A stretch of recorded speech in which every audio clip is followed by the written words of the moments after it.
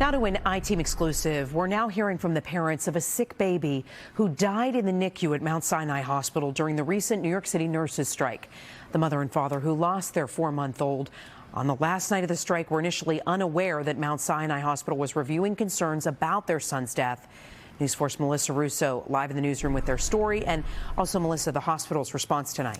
Natalie, Mount Sinai Hospital tells the I-Team that they have now reached out to the baby's parents to schedule a meeting and answer some of their questions. But as of last night, the parents of that baby told us they were unaware of any investigation and had no idea that any concerns had been raised about their son's care during the strike on the day he died.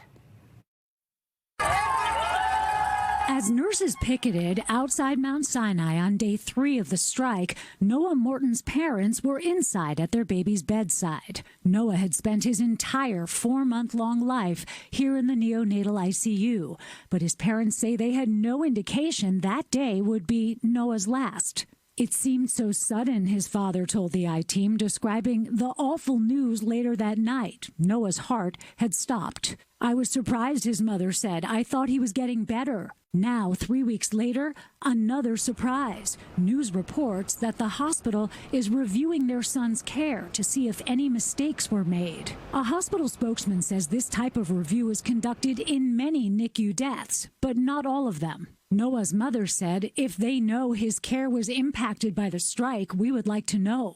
A hospital spokesman says Noah was a tragically sick baby. His parents say he was doing well, or at least stable, while awaiting surgery to repair a hole in his heart.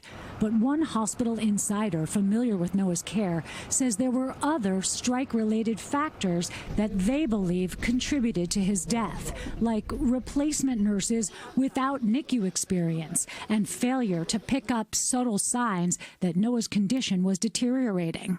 Before the strike, Sinai management had warned it could impact their fragile NICU babies, some of whom they transferred out to other hospitals to lower the workload. As the 3-day labor action unfolded, social media posts shared by striking staff and staff inside the hospital spoke of near misses and replacement nurses caught in stressful and chaotic situations in several departments, even as hospital administrators touted operations stabilizing.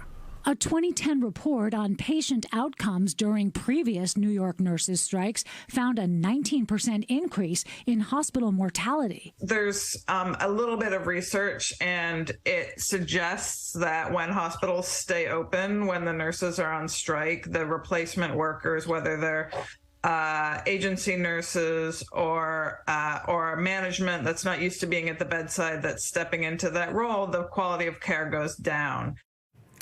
A Mount Sinai spokesman insists there is no reason to believe the strike impacted Noah's care. He says throughout the strike, the hospital had one trained NICU nurse for each NICU baby, including for Noah.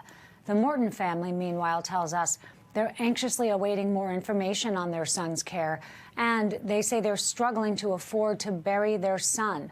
So they've started a GoFundMe page to raise money for his funeral. Chuck? All right, Melissa, thank you.